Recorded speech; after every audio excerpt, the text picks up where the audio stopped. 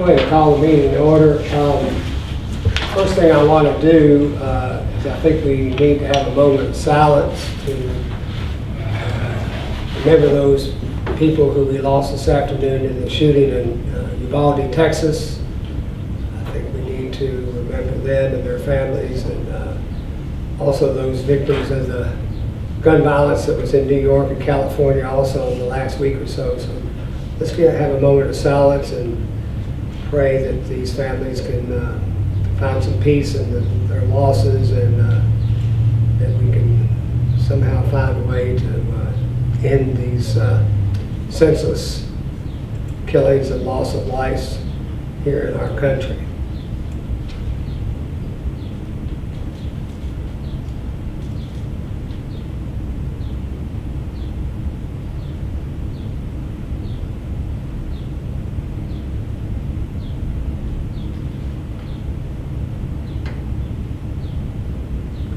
Okay, thank you all. We open our meetings normally and recognize groups and individuals, and tonight it's my pleasure that we are going to be recognizing one of our own. And Charlotte Livers, who is the head of our Jerry Riley waste treatment plant out on Sutherland Lane, is with us this evening, and I would like her supervisor, Jessica Filiapcho, to introduce Charlotte. We've had Charlotte here in the past, but tonight it's a great honor that we have here for a number of reasons, and I'll have Jessica explain those to us as we get into our first part of our agenda this evening. Yes, Charlotte Livers is a Class 4, and she's now our Chief Operator at the Jerry Riley plant. She's been an employee of the city of Bardstown for, 19 years. So she started out and has, while working for the city, achieved working full-time and got her bachelor's of science in biology just a few years, I guess 4 or 5 years ago, or 10 actually. 10. Time flies for us in our world. But she has recently, back in December, was nominated by Kentucky Water and Wastewater Operators Association as Operator of the Year. So in December, she received the Central Kentucky Operator of the Year award, as well as the Jerry Riley plant at which she's heads up also received an award for the Central Kentucky branch of KWWLA. And at the recent conference, Charlotte and the plant both received the statewide award for Operator of the Year throughout all of Kentucky, and the plant also received a similar accolade, and that's honestly because of her leadership that she has at that facility and how she runs that place. And we couldn't do what we do without people like Charlotte, and she's a great example of the hard work and intelligence and dedication that she provides to the city. So I would really like to give her a huge round of applause because she deserves every minute of it.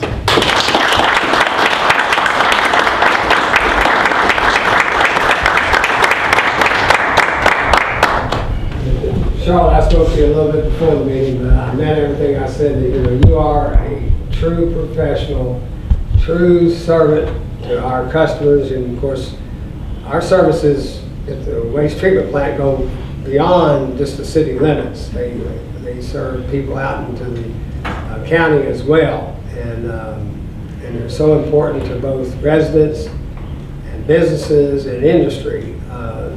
The work that you all do there at the Jerry Riley plant, and we're so proud of you for the awards that you were recognized for. They're well deserved.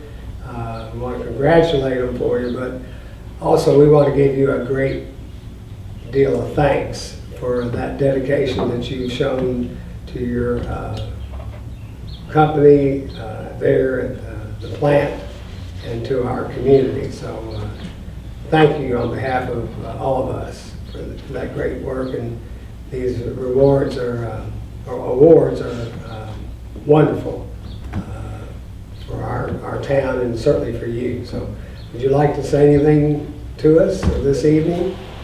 Honestly, I'm really nervous. Jessica knows I'm generally a pretty humble person. I stay out there, I do my job. She doesn't see me unless there's a problem, which hopefully isn't very often. But I've enjoyed working for the city. I like to say I kind of fell into it. I answered an ad in the paper and I've loved it. This is where I've been meant to be, and I hope to continue until I retire. Again,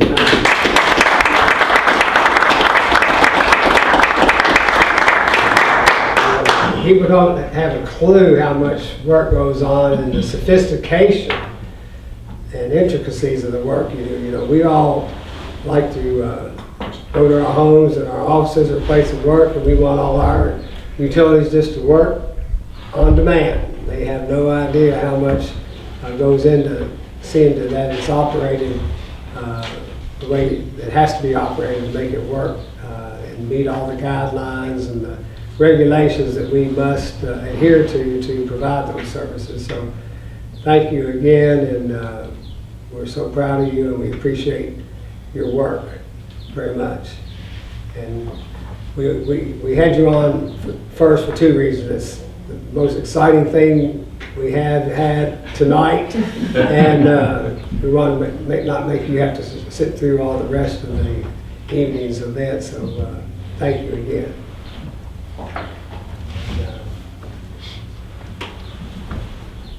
All right, so we move on then to the change order at Foreman's Crossing for the Royal Crest pump station. I'll ask Jessica to talk us through that. It's Thank you, Mayor. a pretty small one. It's not a large amount. We kind of been holding this amount until there was another change order, waiting to see if there was going to be something else that was going to be a change to the contract before we brought this one to you. The biggest item on this change order is really the time extension. If you look, it's for 122 days. Supply chains have been just unforeseeable in our world as of the last 18 months. And we've got pumps for one location, but no control panels. Control panels at the other location, but no pumps. And a generator that's a year lead time. So the original scope and contract time were based on estimated lead times and construction productivity rates at the time we bid back last July. And unfortunately, there's just been unforeseen things come up. So that's what this change order is adding 122 days to the contract. All of the supplemental information and backup is there to show communications with vendors, and you can see purchase order dates that were provided. We're still looking at September to get delivery on some of these items. So when you have a purchase order from September of 2021, but yet you're still not going to get it until August or September of 2022, it makes all projects a challenge. As a result of these kinds of delays, ultimately we will also be experiencing, probably a little later as we get closer to the end, additional compensation for just inspection services, because as projects go on longer, you have to continue to inspect work as you go. So just all those kinds of expenses drag on. But I wanted to go ahead and bring this to you today because, again, the original contract time was going to be finishing up in July. So we wanted to go ahead and get this on the books and make sure the contractor was going to be demobilizing and then coming back when he had enough things to kind of keep working on. So. And then is this valve part of this change order, the 977.50? It's a hatch, yes. Yeah. It was an increase in hatch size in a valve vault. So $977.50. Got 122 more days and then a small increase in the price of that hatch. Yes, Okay. yes, sir. Jessica, is there some reason why the date is incomplete? Sorry, can you say that? Mine just says 5/19. It's next to your signature. Yours isn't red, but I don't know if that's just because. of the Oh, it computer. must just show up like that. On my printed version, it doesn't even show up at all. So it must be some watermark or something from, Okay. Any other questions for Jessica?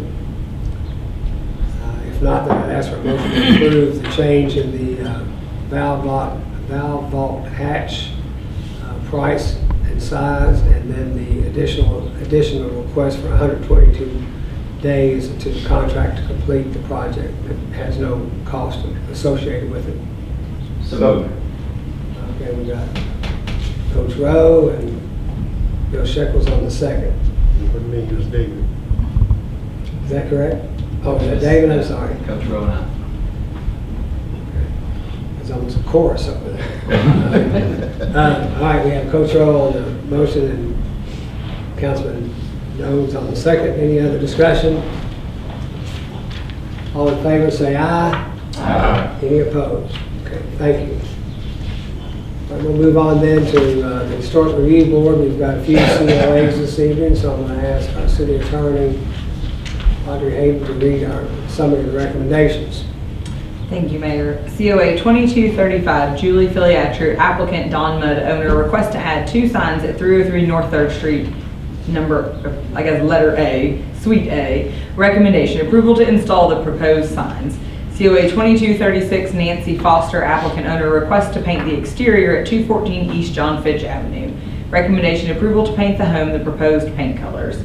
COA 2237, Sheila Hurst, applicant owner, request to replace and paint a door at 202 and a half North 3rd Street. Recommendation, approval to replace and paint the proposed door. COA 2242, Sheila Hurst, applicant owner, request to paint the rear of the building and a door at 202 and a half North 3rd Street. Recommendation, approval to paint the rear of the building with the following conditions. Conditions, there will be staff approval on the paint colors for the window trim and surrounding areas. COA 2238, Joseph Stanfield, applicant owner, request to remove trees and bushes at 302 South 5th Street. Recommendation, approval to remove the proposed trees and bushes with the following conditions. Conditions, there will be staff approval on the replacement of the trees. COA 2239, Joseph Stanfield, applicant owner, request to install HVAC units at 302 South 5th Street. Recommendation, approval to install the 2 proposed HVAC units with the following conditions. Conditions, the screening will be a white painted wood screen. COA 2240, Jacob Eli Wimsett, applicant owner, request to install a garage door at 111 East Broadway Avenue. Recommendation, approval to install the garage door as discussed in the meeting. COA 2232, amended, Kim Conway, applicant owner, request to replace windows at 211 West Flagey Avenue. Recommendation, approval to replace the windows with the true divided light windows that were discussed. Okay, thank you, Audrey. Mayor, Yes, ma'am. sorry, I'll need to abstain from 37 and 42, please. Okay. All right, would you like to step outside for a second? I'm not recusing, I'm just abstaining. Oh, I'm sorry. Yeah, she can say. All right. Okay, then could we have a motion then to approve the recommendations of the Historic Review Board on the COAs as presented with the conditions? So moved. A motion by Councilman Buckman, is there a second? Second, sir. Okay, then I need to do those 2 that she's abstaining Yeah, first. let's do those 2 first, Mayor. Okay, then on COA, then we'll do that motion, then I need to amend that to COA 2237 and COA 2242. With those 2 first. That's your motion, Joe? Yes. Okay. We have a motion by Councilman Buckman, is there a second? Second, sir. All right, Councilman Hibbs, any further discussion? Seeing none, then all in favor say aye. Aye. Any opposed? Okay, that motion's carried. Then we'll need a motion then for the balance of the COAs as per the recommendation of the Historical Review Board as presented with conditions. So moved, Mayor. A motion by Councilwoman Hart, is there a second? I'll second. David? Second by Councilman Jones. Any further discussion? Seeing none, all in favor, signify by saying aye. Aye. Any opposed? All right, motion's carried. Thank you. Let the record show that Councilwoman Hart abstained from COA 2237 and 42. All right. Don't get comfortable. We're kind of flying through the first part of this. We're going to slow down a little bit. We have the minutes from our regular meeting on May 10th. And also we had a appeal hearing prior to that meeting, HRB appeal hearing prior to that meeting at 5 p.m. on May 10th as well. If there's no additions or corrections, we can approve them by unanimous consent. Okay.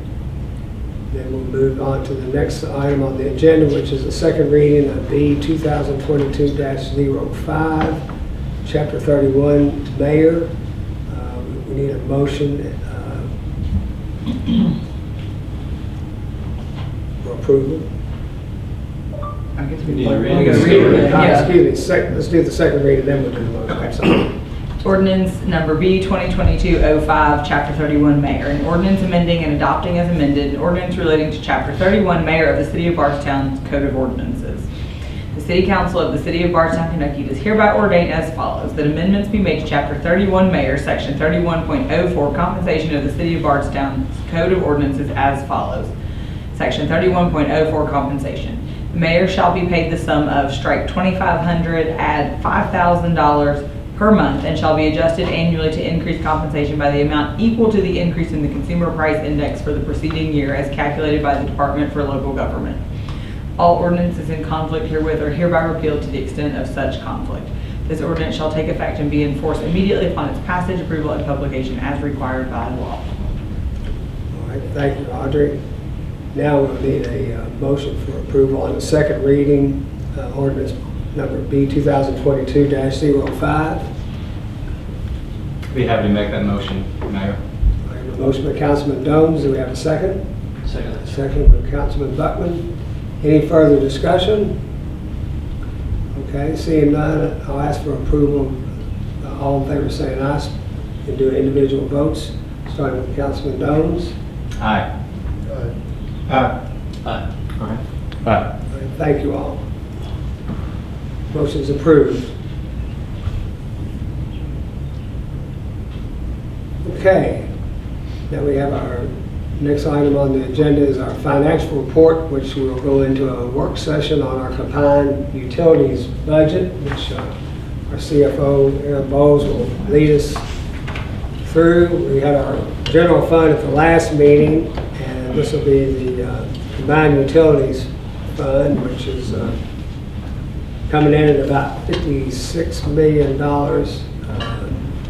which will take the total budget to a little over $70 million this year, substantially higher than last year, but I think, as you all know, a lot of that's related to the cost of these major capital projects that we've had, and also we did a wage study which showed that we were significantly behind other businesses and municipalities on our wage rates for our jobs and classifications and so forth. So recognizing that and the need to remain competitive to recruit and retain our staff through all departments. I mean, there's no departments have been not affected by this, just like I think any of us in this room are dealing with businesses in the last 2 years have been under, or really longer than that, the strain of turnover and retention because of wages and the high cost of living that we're dealing with. That these people have to have competitive wages. So, but the main driver is the utility side is the cost of these capital projects and the cost of maintenance of these huge, our water plant, sewer plant, and the equipment that we use. None of this has not been without major inflation, so it's impacted us. But the good news is, with the great help of CFO Aaron Bowles, he's figured out how we're gonna pay for it. So that's what we're gonna do tonight, is go through this, all these 5 utilities. All right. As you guys pull up the attachment there, let's do a brief overview of all the revenue and expense for the combined utilities. So, as the mayor said, budgeted revenue for FY23 comes in at $56,471,120. That's a 17% increase, or almost $8.2 million increase over FY22. Much like the combined, or the general fund, we have a lot of one-time grant money, KIA loan proceeds, internal transfers, and other non-operational type of revenue. So when you look at that $56 million number, non-operational revenue comes in at $11.1 million. So if you back that out, it's not as large of an increase necessarily overall for the over FY22. Aaron, go ahead, I'm sorry. I'm going to ask you a question real quick. Okay. So looking at the revenue for the year for FY23, it can be broken down into different categories. So your main service charges, connection fees, late charges, all that type of revenue makes up 79% of the budget. KIA loan reimbursements, $6 million, or 11%. Grants, federal, state, and local grants all make up $4.4 million. Internal transfers, which would be money transferred from other funds to help cover construction costs and capital costs, $655,000. And then all other miscellaneous revenues, about $558,000. So again, a majority of our revenue is coming from service charges and connection fees, just like you'd expect. Moving on to expenses, the combined utilities, you can see $56,856,120. That's a 14% increase over FY22. And as the mayor indicated, the main driver of this increase is capital spending. And as our community, industry and community demand grows, the infrastructure and the design of that utility system that we manage needs to be expanded to meet those needs. Capital spending alone is up 40% over FY22, $5.7 million.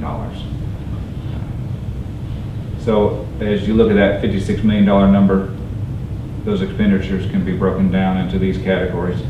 Operational type expenses, which is just the main day-to-day plant maintenance, vehicle maintenance, just things like that, make up 49% of the budget, $27.6 million. Capital expenses this year make up 35% of the budget, $19.9 million, almost $20 million of capital expenditures taking place this year.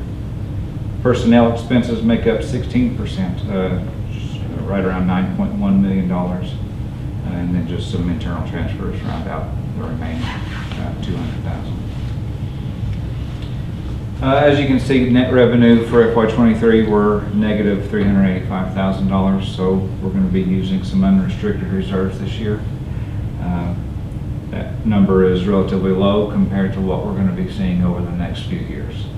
The combined utilities are going to continue to see added pressure on the reserve balance over the next several years as these projects continue to ramp up. We're going to continue to look for federal grants and state grants where they're available, and we'll continue to utilize low-cost KIA loans to help fund some of these largest projects that we have going on. For the rest of it, our unrestricted net position is going to have to be utilized to cover the remaining balance. At the end of FY21, we had $10.6 million of unrestricted reserves in the combined utilities. As of the end of April, by the time you look at all the available cash and investments that the combined utilities has between just the operating cash and investments, and then our reserve, the OMR reserve, we have available cash and investment of $17.6 million to help fund these projects. So the County Utilities has been saving for this very moment. So, and we've reached that point to where we're going to have to start utilizing some of those reserves. I did a forecast of through FY26 of just the water and sewer, because they're the main drivers of where these capital expenditures are going to go. And over the next 4 years, if we move forward at the pace we've planned, I would anticipate the use of $9 million of these unrestricted reserves that we have. So, all that to say, that's a lot of money to be spent. We're still in a good position. You know, as of April, we're at 17.6 million. If we use 9 million of that over the next 4 years, that puts us at a balance of $8.6 million, which is just under 90 days of operating revenue, which is kind of the benchmark when you look at the health of a proprietary fund like the Combined Utilities. 90 days is kind of a benchmark. 120 days operating revenue on hand is kind of the high standard for that. So in the end, we have the reserves. They're going to go away, but we'll still be within that benchmark limit of 90 days of operating revenue as we move forward. And that's if all these projects can happen on time and within the budget that we're setting. So that's all to be foreseen. Some of these are carryover either from FY22. Yes. It's in that number this year. Of course, some of these will probably get carried over into FY24. You know, they might start this year. But, some of them are 3 to 4 year projects. So if there's no questions on just the overall revenue and expense side, we'll dive into some of the departments. And the question I was going to ask you, Aaron, I don't know if some of the new council members realize this or not, but when you present a balanced budget, as long as the general fund expenses balance to either equal or in a positive note, the combined utilities doesn't necessarily have to be balanced out on a positive note. Am I correct? Right. Either fund. I mean, you could show, as long as you have unrestricted reserves in both the general and combined utilities, they can show use of that unrestricted reserve. I present it a little bit different. A lot of cities will show you like the beginning net position of the fund, then take out and then show you.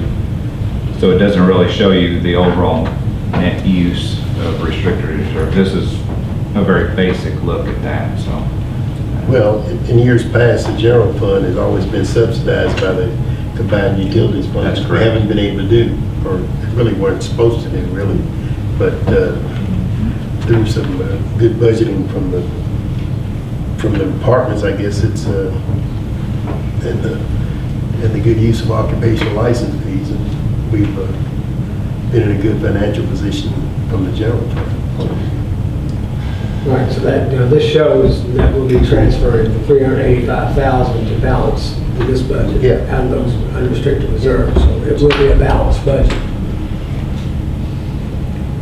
Okay. All right. Do you want to go on in then to? all right. First up, electric department. So on page 2, just starts their overall line item budget there.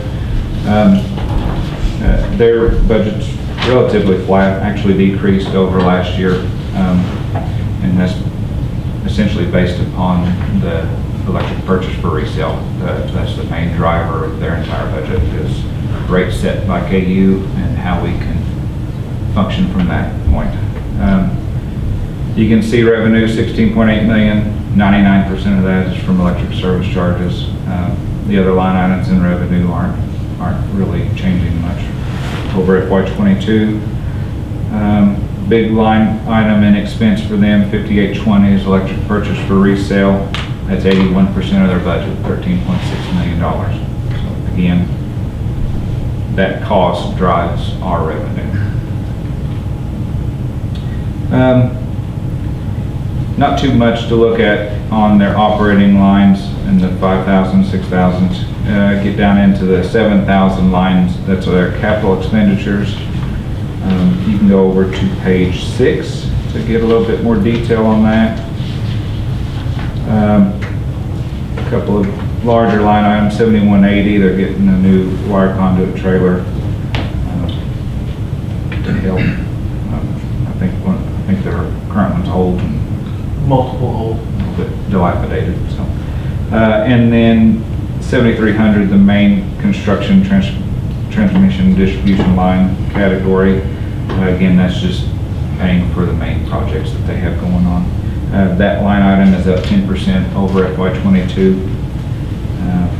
Continuing some underground conversion work, buying some spare transformers and subdivision additions. Just on, let me ask a question, on Morton Avenue, Lincoln Way, and Riggsville, is that street lighting that's going to get installed on those streets, or is that just some more growth in those areas? You've got 70,000 for Morton Avenue, Lincoln Way, Riggs Boulevard, Industrial Park. I'm gonna pass that to you. Yeah, I'm sorry. That's kind of a placeholder for I don't know whenever. why I'm not talking about it. Sorry. That's a kind of a placeholder for just assuming that's kind of our only real growth area left, besides Heaven Hill now is official. So that's just assuming, you know, if there's any growth out near with the hotels now there, if there's any growth out there, besides individual, you know, homes are popping up. That's really it. So that's just a placeholder for if there's growth there, plus other big projects. Aaron, I got one question that I noticed as I was going through this budget. Other than one particular department here, what formula do you use to distribute the costs of the salaries for elected officials?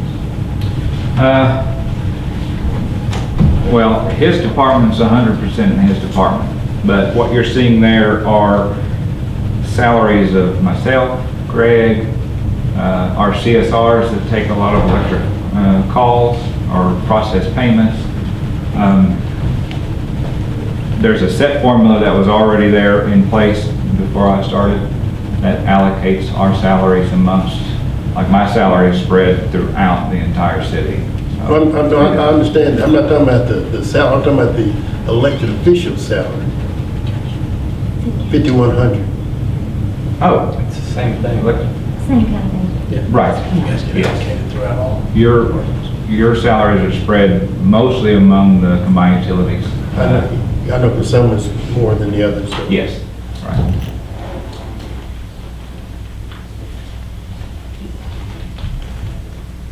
It all comes out of the combined utilities budget.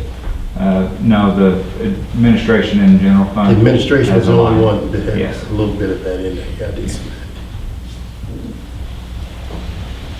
David, did you have a question? I did, actually. It was something I wanted to ask Eric, and it's probably something that I should have covered in the committee meeting the other day, and I was curious as to the negotiations for wholesale electric prices. So everyone knows fuel surcharges and everything's going to be skyrocketing. You know, do we have, in your estimation, I mean, enough going forward into FY23 to assume that the wholesale prices are going to leap as well, or is that negotiated beyond the budget? It's built in. When I did the forecast, previously the fuel has been a slightly negative number, and this is the first year that I zeroed it out. The past 9 months has fluctuated to around zero. There's been some positive months, some negative months.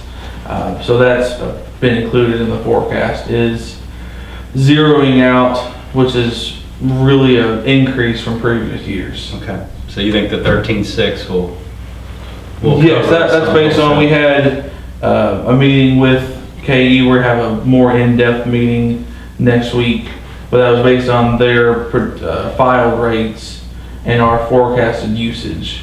Because fuel surcharges, I mean, that can be adjusted any time, right? It's month over month. Yeah, so. And the way he described it to me, it almost sounds like they buy on futures. So they'll go out and say, I'm gonna buy this much natural gas, or I'm gonna buy this much coal.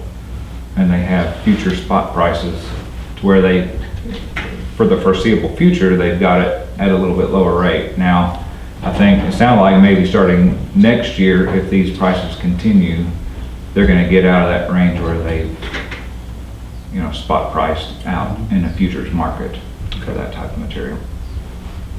Okay, thank you. Sure. All right, any other questions on electric? Move on, then, Good. All Aaron. right. Up next is the water department, starts on page 7. You can see we have several different line items in revenue to discuss. Federal grants, line 4400, that is ARPA money, American Rescue Plan, just continued use of that. We actually didn't use hardly any of that this year, just because some of the projects have been slower to go, and we've been in a positive position, so I don't want to utilize federal funds if I don't have to shore up a negative balance. So projecting to use $325,000 next year of ARPA funds in the water department. Line 4420, $3,864,000. That is the new KIA loan that we'll discuss here in just a minute. Other grants, the $2.2 million is some kind of funding we're going to get as we do these projects. Large industrial customers share of their kind of usage of that project is going to come in. 4540 water services, $6.8 million. That's a 7% increase over our current trend. We're currently trending about $6.4 million in revenue. So 7% increase there. You can see 5120, that line is up just a little bit. The salaries and wages is up a little bit less than what you've seen in other departments. We'll kind of discuss that when we look at sewer, because that's where most of that went to. As you go down through again in the operating lines, we try to keep things on par year over year. So there's not too much fluctuation there when you compare FY22's adopted budget versus what we're proposing for this year. Let's go ahead and scroll down to page 10, and we'll just start talking about some of these capital expenditures coming up. On page 10, you can see that's a list of all of our capital expenditures. We got $8.4 million in the water department alone. That is roughly 65% of their budget, just in capital. That page is broke down by line item, so you can see the GL account number. That means that's what the type of capital expenditure it is. Line 7100, there's 3 items there. That generator at the public workshop, it's been on order for almost a year. We're hoping it comes in June or July, so we can go ahead and get it backdated into FY22. But we went ahead and carried it over into FY23. There's a generator for the Mago pump station. It's an important pump. It goes down, we've got a big problem, so we're going to try to get a generator. Might take another year to get it, but we're going to order. Looking to do some improvements to our parking lot at City Hall. I don't know if you've driven through there, but it's kind of a mess. So we're going to work to redesign that, repave that.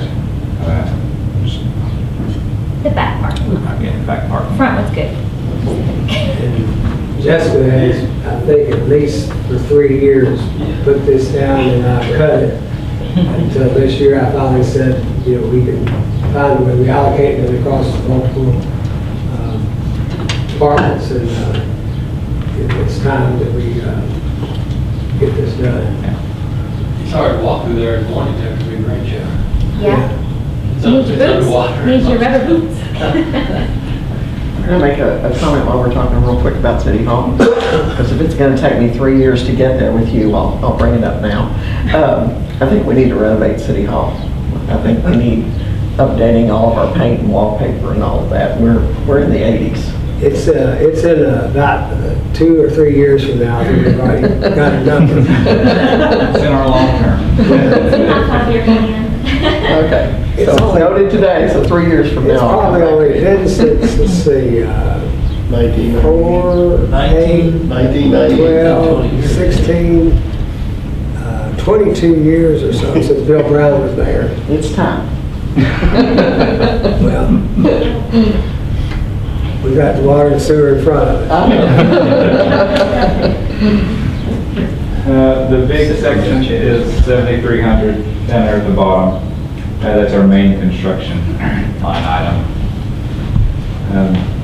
You can see, let's talk about the big one in yellow, the East Bardstown improvements. That's our new KIA loan that we're going to apply for. It's almost $10 million project, so a new loan on the books.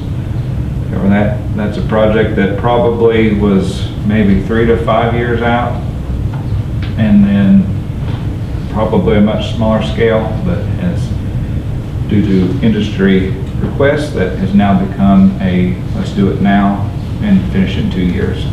So it's a big project, lots of work, new tank, pump station, lots of big lines. So that's the main portion of construction for next year. There's a 12-inch line there, $1.1 million. That's for the new Heaven Hill project that's going to be fully reimbursed by them. It's a designated line to feed just their plant. I don't know, that 16-inch Parkway Drive, the phase 2, I don't know which one is Yeah, that? that's creating a loop along Parkway Drive from one end to the other, the 16, to help provide better water flow. And then we're going to continue our downtown improvements. We're currently, as you know, in the middle of phase 2. You can see all the construction on Muir Avenue and 3rd. We're going to move on to phase 3. You know what streets that involves? I can't remember off the top of my head if it's going to be jumping back to the north side of Stephen Foster in one of those grids, or if we are going to just shift over on the other end of, like, further on 5th and south. But thinking we're going back across to the north of Stephen Foster for phase 3. That'll be after school is out. It will be, yes, we won't bid that out until probably fall. $500,000 a Do year. you think construction wouldn't happen only by schools out? Well, I mean, I know that's not a possibility. I just want to make sure you weren't Yeah. expecting. Oh, yeah. Because it takes, several months. Sure. Yeah. So those are the big items for water.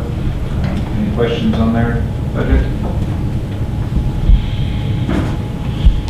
I just had one, just to try to clarify for my own use. So back on, I think it's line 5820, no, 4490, I'm sorry.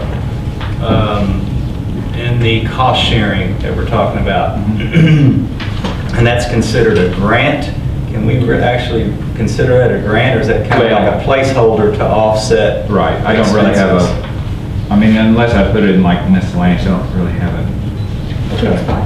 But that's also in, and I didn't have time to write down the number, but we talked about the 12-inch designated line, and we talked about, and then there's like 8 million, I think, total for all those projects. Is that? Yeah, well, that's In a that portion number. of it. So I allocated the money that we're going to get in like that, the ARPA money, anything I'm going to use towards a specific project, I amortize that over the life of that project. So some of it's going to be this year. I'm going to put it into like a deferred revenue line on our balance sheet. So we don't, So we get the benefit of that money over the next few years as those projects go, so we're not. It's not all up taking- front. You know, Right. It's going to be amortized over the project life. Yeah, Okay, so 7,300 at 8.1, that is total projects. correct. And then the Offset by offset by, KIA loan. right, Other grants. and federal grants. 4490. Okay, Yes. all right, thank you. That's how I was able to balance their budget to zero and not go into the negative or show a huge revenue gain and then next year have a huge revenue loss. So I'm just trying to spread out that revenue to absorb some hits in the future. Is that it? All right. So page 11 starts sewer department and almost identical to the water department. Line items there again, federal grants of 4,400. And we have ARPA money coming in. I believe I allocated 500,000, and then we've applied for and received preliminary approval for a EPA grant. We're hoping it's going to be $2 million. We haven't got final word, so we're budgeting like we're going to get it and see what happens. The KIA loan, 4420, again, that's mostly a new loan and then some of a remaining loan where a project's completing next year.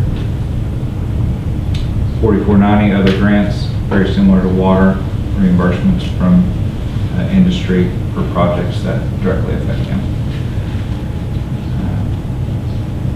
Expecting a 7% increase in sewer revenue, and that's 7% over our current projected FY22 average. And then lines 4990, the transfers, those are just internal transfers from funds to help cover costs of construction. So you see a $204,000 from enhancement, and then from Lagoon Fund, $450,000. So that will deplete the Lagoon Fund significantly. It'll go down to about $60,000, but we're using that money to what it was meant to do. It was meant to pay for our lagoon maintenance and upkeep. With that transfer out of enhancement, we'll still have $1.5 million sitting in the SDC fund. Expenses, salaries and wages, you can see that's increased substantially over the prior year. And what was happening was water was being charged more than its fair share. So I had Jessica and Craig sit down and look at all the people in her department and give me an idea of their average, where they fall in, whether it be water, sewer, garbage, or street. And I'm going to have a fixed allocation for them. So no longer, what was happening was I would budget a number based upon how I saw things in ADP, and then they would be overriding because they would work in water heavily this year. So they would override it. So now water this year is running way over budget, whereas street is way under budget. So I'm going to have a fixed allocation for their department and no more overrides. So from year to year, we can more accurately predict what each department's going to see for their budget. So again, sewer is getting hit a little bit harder this year just because we're going to properly allocate them up front rather than have them override and hit that department later. Okay, questions? No? We'll go down through there. Again, let's just go to page 15 and let's talk about their capital expenditures in the sewer department.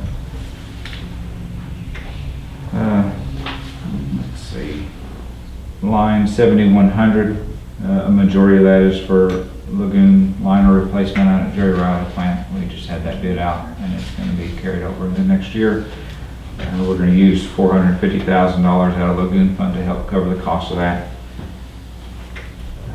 Going down through there again, 7,300 is where the majority of our money's at. You can see the ones in orange again. Corman's Crossing, that $416,000, that's an existing KIA loan that will be reimbursed. And then we're going to go ahead and apply for funding through the KIA for both the Withrow Creek projects. So they're going to start a trunk sewer line, much like we did Round Creek, a replacement and upgrade. And then we're going to get a new pump station upgrade for Withrow Creek too. So all those in orange will be reimbursed by the KIA. Another big project happening is the Town Creek sewer plant upgrade. So that's going to be kind of a big deal. We're going to self-fund that over the next several years. I believe it's, I don't know how much money it's going to cost. It's going to cost a significant amount of money, but it's going to be a 3-year project. Increase capacity at that plant.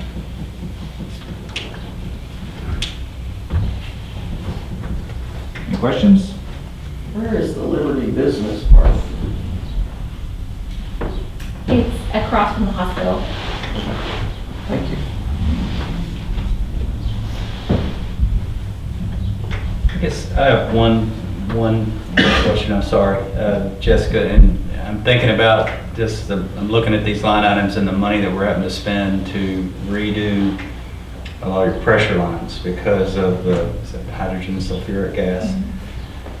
What's the future plan to try to eliminate that? I mean, I know that some of that is on some of our wholesale users that haven't been doing what they should do to, I mean, is there something that we can do ordinance-wise to prevent that from happening in the future? Because won't it just happen again after we fix these lines, or is...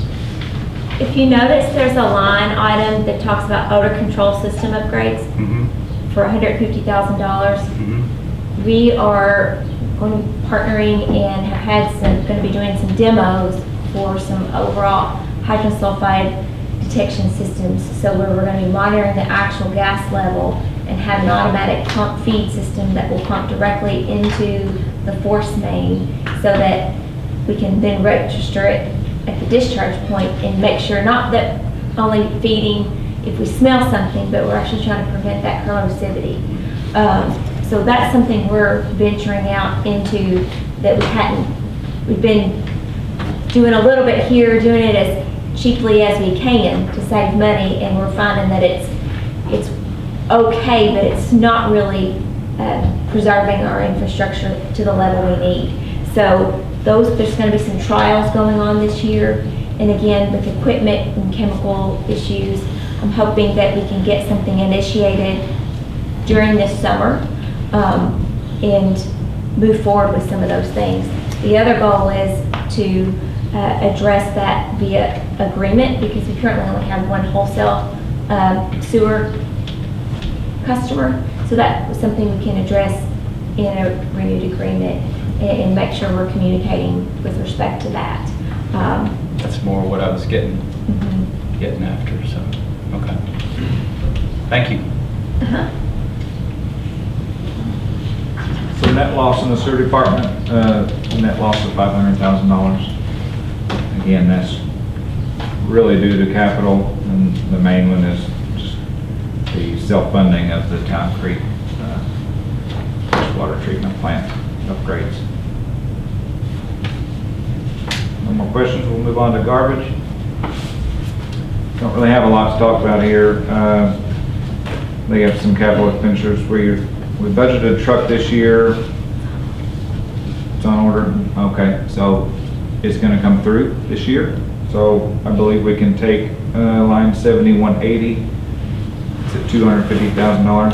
We'll bump that down to just $60,000, which will be a new chipper truck, or chipper, not the truck itself, the chipper apparatus itself. Aaron, what do we, in 4650, contract service revenue for the garbage, where does that money come from? That is a portion of our recycling salary is reimbursed by the county. Okay.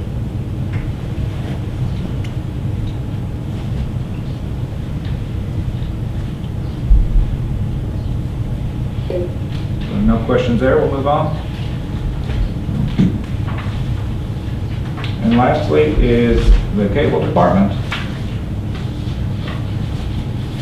See their revenue lines, their main internet service, cable TV or internet service is basically, we're projecting a 3% increase over their current FY22 average. Looking at a flat cable TV revenue, that's mainly we don't expect consumer base to increase, actually projected to go down, but as rates increase, of course, that we have to charge, pass through along to the customer, that line automatically just goes up. So relatively flat over last year, or what we're seeing this year. They're going to utilize $250,000 of ARPA money to help continue broadband expansion out into the county areas that are not served right now. Do we know, I noticed, the county's got some money that they're working with us. Is any of that recognized here, or do we No, know? I We don't know what the amount's going to be Right. yet? I just put 250 in, whether that's ours or counties. We'll have to see as the year unfolds and what projects we can actually complete and what commitment we can get out of the new judge executive, really. So I know Dean has been very receptive to helping fund a lot of these county expansions out into like Harrison Fork. I think we just completed all of Harrison Fork into fiber. So, and they're going to pay for a majority of that. And I think, there's some issues where Spectrum has some of the franchise in the south end of the county, and we have some areas we're planning to work on, but we're waiting to hear whether Spectrum is going to follow through. I think that's a concern of the county, is that is Spectrum really going to follow through on some of those areas?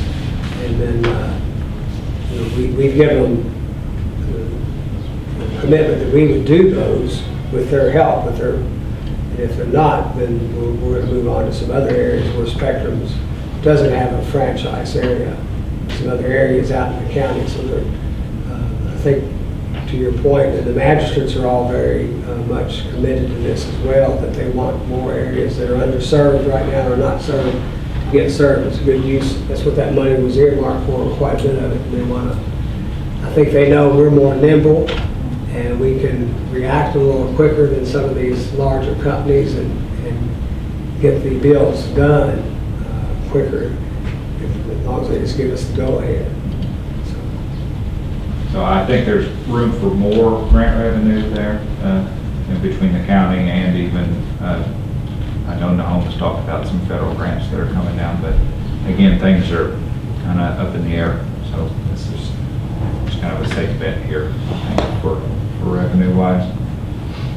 Down in expenses, you can see salaries and wages are up quite a bit.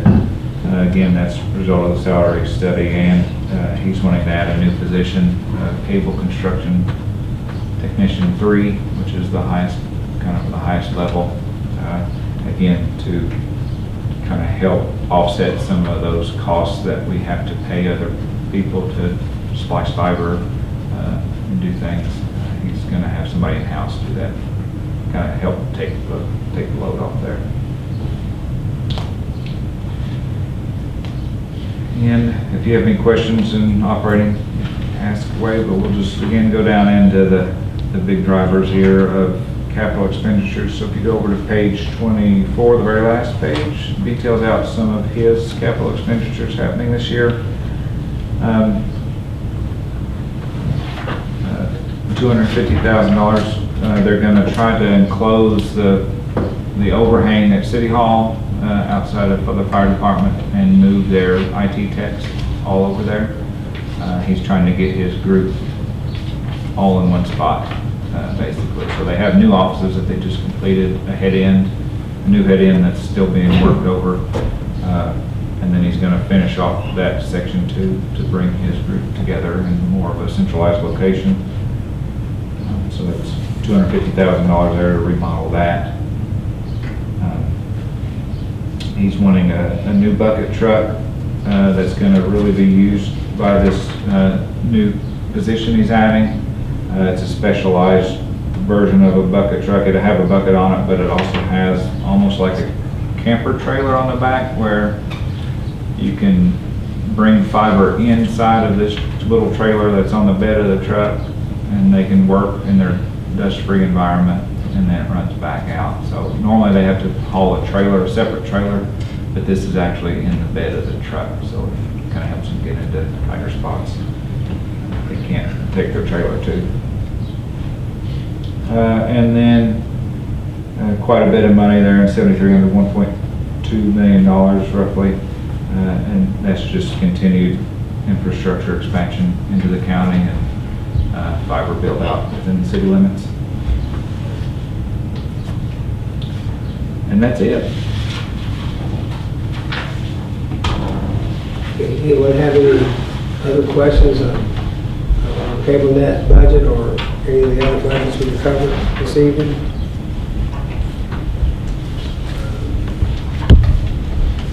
And again, it was been a lot of work put into these budgets, a lot of time and effort by all our department heads and staff and Aaron and so forth. So it's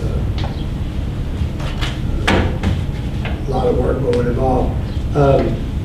Since we're on this, we do need to do probably a short Zoom meeting where we will formally present this finished budget now that we've covered it in 2 work sessions to you all. Is are most of you all available, say on Thursday or Friday for just a short Zoom meeting? Can we do that? We can do that by Zoom, right? As long as we note it, excuse me, as long as it's noticed appropriately. Yeah. I will be out of town on Friday because of the holiday weekend, but It's not gonna y'all don't need me unless really, I mean, I'm happy to be there, but. We just need 24 hours notice, so. Is Thursday or Friday work for you all? It'll be one of those, less than 10-minute Zoom meetings where we just formally presented the budget to you all. Then we'll have a first reading in June and the second reading in June.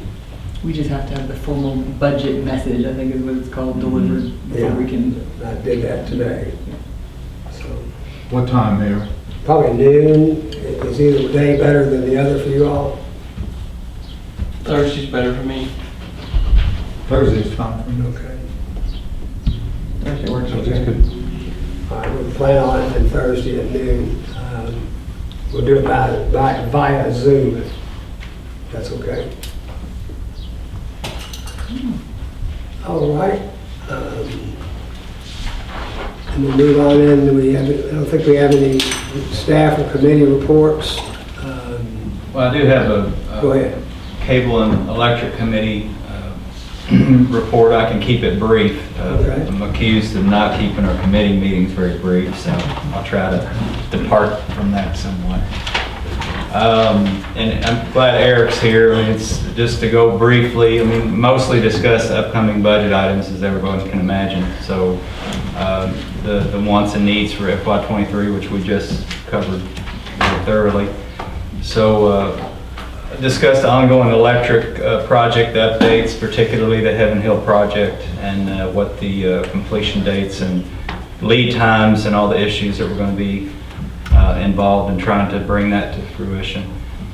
Tree trimming contract expires in June, and Asplund has always been the only bidder for that, so I would imagine that will carry forward.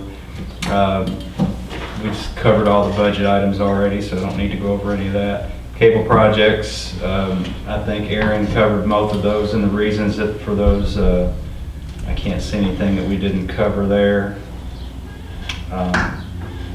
Oh, one thing that, Nahom did mention that, will be of interest is that we're looking to double speeds again soon. So, with part of that investment in software and all the stuff that's going on throughout the county, that's one of the things that's going to be coming up very soon, is a doubling of speed again. The head end moving, he mentioned moving that into they're gonna have to do that by degrees, because you can't just unplug all the racks and move them and shut down service. It has to be done bit by bit. So unless Eric has anything else to add, No, that was it. that's all I've got, Mayor. Okay, thank you, David. All right, we'll move on then into new business. We have a resolution that is needed for our submission of our land and water conservation grant. If you all recall, we had our public hearing last week with our focus group that has been working on the Mayor's Park, which is the park expansion project for the current Mayor's Park that's up at the intersection of 3rd Broadway. So we need a resolution. I'd ask if we could have someone introduce resolution R2022-07 and ask our city attorney to read it for us. Mayor, if I may be in order, I'd like to introduce Resolution R 2022-07, a resolution to support the 2020 Land and Water Conservation Fund grant application, and ask our city attorney to read the summary, please. Thank you. Resolution R 2022-07, a resolution to support the 2022 Land and Water Conservation Fund grant application. Whereas the City of Bardstown, the city, proposes to develop recreational resources to provide for the health and well-being of the general public, and whereas the city intends to make application to the Department for Local Government for assistance under the Land and Water Conservation Fund Act of 1965, and whereas the Land and Water Conservation Fund is limited to funding a maximum of 50% of proposed project costs estimated at $600,000. Now therefore be it resolved that the City of Bardstown hold in reserve 50% of the proposed project costs for the purpose of matching the Land and Water Conservation Fund assistance, and be it further resolved that in the event a grant is awarded, the City of Bardstown understands that it will sign assurances to comply with all applicable federal and state laws, rules, and regulations, especially Title 6 of the Civil Rights it's Title 11, isn't it? It's the VI, thank you. Of the Civil Rights Act and Section 504 of the 1973 Rehabilitation Act. The Roman numeral got me there, Mayor. Thank you. It's 6. It's It is 6. I was right the first time. Okay, Yeah. it's X. Okay. Your instincts are right. Thank you, Audrey. If you all remember last week we talked about it. This is a match, but the match will be coming from, allow us to come from donations as well as in kind and or general fund. But the goal of the focus group is that this is going to be a public-private project, meaning the city bought the lot and the balance of the funds we plan to raise either privately, but this grant request specifically is we're asking for $250,000, which was I think the max we qualified for. And Lincoln Trail Area Development is helping us get this administered and got it through the clearinghouse process in Frankfurt for us, which was a big help. And one of our members on our focus group, Reginald Mudd, has experience in this and has kind of spearheaded this. So we're hopeful if we get this award, it would be a great part of this goal of raising that $600,000 for the Mayor's Park. And some people were asking, I think because of, I guess my role in calling the meeting, I said, well, a lot of people don't know it's known as the Mayor's Park now, but the park was built under Mayor Hibbs during her administration, 2003 to 2006, and it's internally we've all known it's the Mayor's Park. It's not me building the Mayor's Park. It's been known as the Mayor's Park, and Mayor Hibbs' goal at that time was to build a park to recognize contributions of all the mayors who have had this role in Bardstown. So it's not like I had this idea and came up with it. And it's hopefully if we get this public-private thing done, and there's going to be a great example of a P3 initiative. So I just wanted to talk about that a little bit as we're talking about this grant. So it was great that Reginald knew about those, and as soon as we called Lincoln Trail, Mike Skaggs over there said, this thing is a great fit for that. So we'll see what happens. Hoping for it. Okay, next we have a reappointment. Councilman Shekels is currently will be finishing his term on the BIDC board July 1 of 2022. So I would like to ask for a vote to reappoint Bill to be our council representative on that board, and then that board will approve this appointment in June, in their June meeting. So moved, Mayor. I have a motion. Councilman Williams, is there a second? I'll second it. Okay. I think David. Councilman Jones, any further discussion? All in favor say aye. Aye. Any opposed? All right, we have a mobile food vendor. Oh, I'm sorry. I'm going too fast. I'm trying to get to the executive session we still got to do yet. All in favor, signify by saying aye. Before you did that, we need to vote for the resolution. Oh, I'm sorry, resolution. I ran off from that. I got to talk about it too much. Can we make sure we noted that he abstained on the vote for himself? Okay. All right, so we're going to do, have we already done BIDC? Yeah, we completed that one. We just need this motion. Bill Shekels abstained. Right. All right. Now we're going back to take a vote on the resolution, to approve the resolution R 2022-7. So moved, Mayor. All right. We have a motion second. So now we'll, all in favor, signify by saying aye. Aye. All opposed. Do we get a second on that? Joe. Yeah. All right. I thought we'd already done. Okay, now, can I go to mobile food vendor? Yes, sir. That's why you're here, you know. Keep me straight on this. All right, we have a request for a mobile food vendor, the Spirit Grill. And as you can see, it's a 16-foot trailer. And I think Gary has all the paperwork in order, or are we waiting on anything? Yes, sir. We do have most of their paperwork.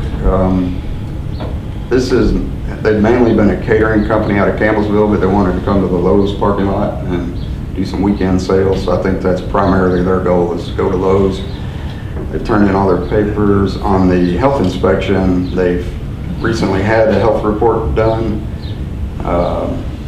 and they provided that. The actual permit from the state of Kentucky, we're still waiting for that from them. But there's a permit number listed on their inspection report, so we know they have that permit, so we would not issue them their location permission until they provided the official permit, but I'm not sure how soon they would start to go to Lowe's. But So we could make the approval conditioned upon that last permit. receipt of the permit, yes. So then I guess I'd ask for a motion to approve the application for Spirit Grill as a mobile food vendor with the condition that the final permit from this, is it the state? The state health department. The state health department is submitted prior to them being able to operate. So moved, Mayor. We have a motion by Councilman Shekels. Is there a second? Sure. Second by Councilman Butman. Any further discussion? All in favor say aye. Aye. Any opposed? Okay. I'm going to move on to cemetery deeds. We have a purchase of 2 grave sites with Paul Draper Jr. We'll do that by unanimous consent. Any of the council members have anything to bring before the council this evening? I guess since Chief Krasik isn't here, there's a memorial service tomorrow night, or is it tomorrow Right. night, Thursday night? Jason Ellis, they have at 5 o'clock Yeah. at the police department. And then anything else? Now, and then they're gonna process, I guess, to the gravesite or whatever, but, they were just I think we all got an email, or I saw it somewhere. Right. we'll have the event at the police station, and then, all right, any other council members have anything? I would say also that Monday we'll have our usual Memorial Day event at the cemetery at 11 o'clock. Judge Watts will be the speaker this year, so invite any of you all to come to that event if you can. We had a good fire engine dedication Sunday, and thanks to all the strength of the council members and some of the firefighters, we were able to push that engine truck into the new fire station, which is a kind of a ceremony that they do when they dedicate any new fire truck that's to be pushed into the station, which goes back to the days when they were pulled by horse and buggy, and when they unhook the horses, they push the fire engines into the station. So that's just a tradition that is carried on. But we had some help. That was uphill part of the way. When we finally got it, and the engine was on. When we finally got it flat, when we got to the flat part, though, they let us push the rest of the way. So, but it was a fun event and a great event for that new Engine 1 the fire station edition. So. I guess the gumball thing event is this weekend too? That's Monday. Monday? You want to talk about it, Betty? No, I don't really know the details other than it's downtown. It's downtown. It's from 11 to 3. They're coming in, and I don't know if they come in all at once or if it's sporadic. And It's three groups, I think, of 100 each. I think it's being sporadic. If they come in and they're going to park downtown, of course, we're closing. You guys approved all the road I closures. think we closing at 9. 9. Yeah, 9. And everybody I've talked to has said they're going to be there, so I expect a large crowd. So I think they're coming in groups of 100, and then they will park, and then the drivers go to Mammy's and have lunch. So while they're at lunch, then that gives people opportunity to look at the vehicles, and then as they leave, another group follows. They will be coming from Indianapolis, stopping here for lunch, and then proceeding to Nashville, and that's where they'll be stopping for their overnight in Nashville. But I think that's the numbers I've been hearing, is that 3 groups of 100 will come between 10 and, what did you say? 11 and 3. Yeah. 4 hours. So How many people do we think will be there? I have not. No called idea. this I don't know. Guess. This is the first time they've ever stopped in a city our size. Bowling Green, I think, was the largest or the smallest city of record that they shared with Samantha Brady and Randy Mauser with Main Street. So there could be a lot of people, but with social media, there's going to be a lot of publicity going on, because a lot of these drivers are big-time celebrities and professional athletes who have hundreds of thousands of Twitter followers and so forth, and a lot of them have their own teams traveling in support of them. What day is this? Monday. Monday. Do we know what their route is going to be? Are they coming in 245 or 31E or? I guess, I think 31E, and then they'll have the first, I think the first block north and the first block of east and west Stephen Foster, I think are going to be blocked off, as I recall. Excuse me, Flagey. I'm sorry. Yeah. Just getting her back. Flagey, to accommodate that many vehicles and people. So I'm planning on going. I might have to walk from my house to get there. You can park over my drive on. All right. Thank you, Joe. After the memorial. Right, that's what I was thinking. The memorial's at 11. I'll be there for that too. Okay. We are going to adjourn from our regular meeting and go into an executive session pursuant to KRS 61.8101B, deliberations on the future acquisition or sale of real property by a public agency. The publicity would be likely to affect the value of the property. So So I need a motion to adjourn out of regular session and to go into executive session. So moved, Mayor. The motion, Second. second by Councilman Williams. All in favor, say aye. Aye. All opposed? And we'll take a minute or so break. Everybody needs to use the restroom. For the media, I do not anticipate any formal action after the session, so if you want to leave, we won't be taking any votes. This is more informational this evening.